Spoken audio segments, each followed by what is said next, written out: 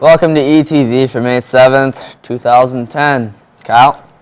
Thank you, Kyle. In world news, oil from a massive oil slick in the Gulf of Mexico is starting to reach some of the shores in southern Louisiana. The oil is everywhere. Pelicans and other birds have been found covered in oil on the Chandelier Isle, which is part of the Breton National Wildlife Refuge. The oil has been leaking for the past 18 days, 50 miles off the coast of Louisiana, and researchers say that they are close to stopping the oil leak. Thank you, Kyle. No problem, Kyle. In state news, a 15-year-old Cuba City teen escaped injury after the Amish buggy he was driving was struck from behind by a vehicle on Wisconsin 81 in Lafayette County. Authorities reported the driver of the vehicle, Donna Kay, 44 of Darlington, was cited for failure to have control of her vehicle following the crash at about 9:15 p.m. According to the Lafayette County Sheriff's Department, the buggy driven by Elmer Stoltzfoss was westbound on 81 when it was struck from behind.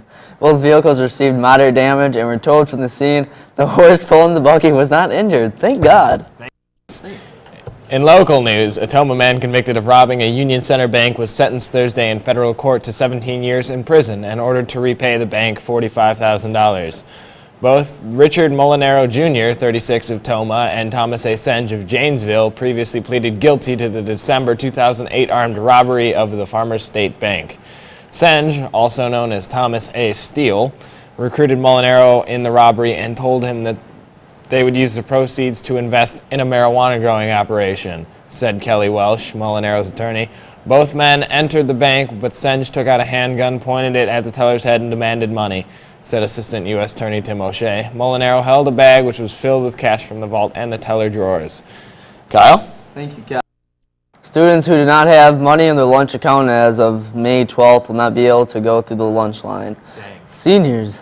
Jostens left a few extras of graduation supplies with Mrs. Mead if you're unsure of anything when figuring out your graduation party list. Extra announcements, a $1 each open house cards, pack of 10 for $5. Thank you cards, pack of 25 for $13.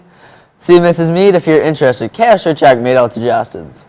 AFS clubbers planning on going on the trip to Chicago must pick up their permission slips Monday. The cost of the trip is $55. Permission slips and fees are due on Wednesday, May 12th. The vans will leave Friday at 5 a.m. and we will arrive back no later than 11 p.m.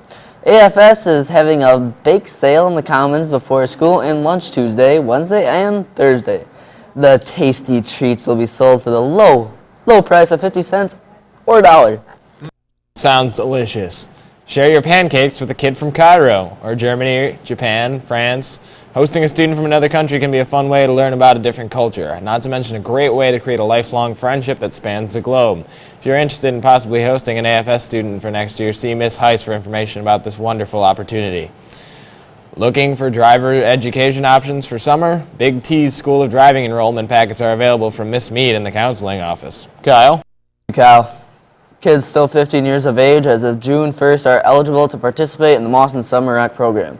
Registration forms are available from Mr. Levold, Miss Van Girl, or Mrs. Bauer in the LMC. Registration deadline is May 15th.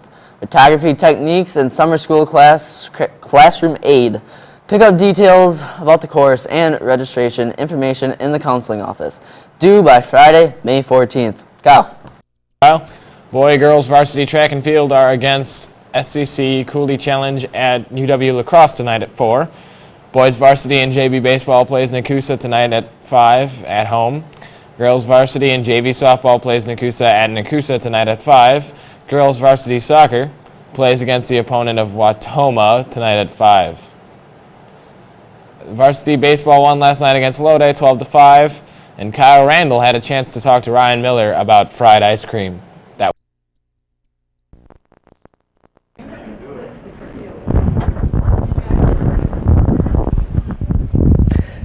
This is Kyle Randall, the owner of Uno's Restaurant. I just came upon this great-looking food that I think I'm going to buy off of Ryan for a couple $1,000,000. So, Ryan, what is this? Well, it's got a very long name to it, but so the audience knows what I'm talking about, this is fried ice cream. First, I handmade a tortilla shell. Then I deep-fried it with an oil straight from Italy and a deep fryer straight from Japan. That's where the best deep fryers are made. Then you take this vanilla ice cream straight from the cow, frozen, and you roll it in these things called Frosted Flakes with a little extra secret ingredients in the Frosted Flakes that are crunched. And you get this ball of ice cream. And then you place the ball of ice cream on the handmade deep fried tortilla shell from the grease straight from Italy and the deep fryer from Japan. And then I put some whipped cream that's also straight from the cow, whipped around the ball of ice cream. And then I handmade cocoa chocolate syrup out of a Hershey, and then I put it in a Hershey's bottle so so I'd hide my secret talents. Assume that it's Hershey syrup. Yeah, but really it's Ryan syrup. And then I drizzled it, and look at it. It's amazing. Would you like to try it? May I? Yes.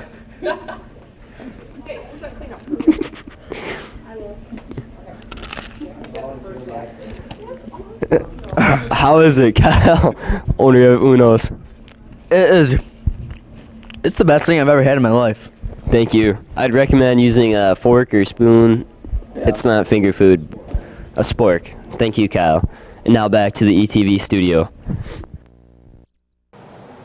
This has been ETV for May 7th, 2010.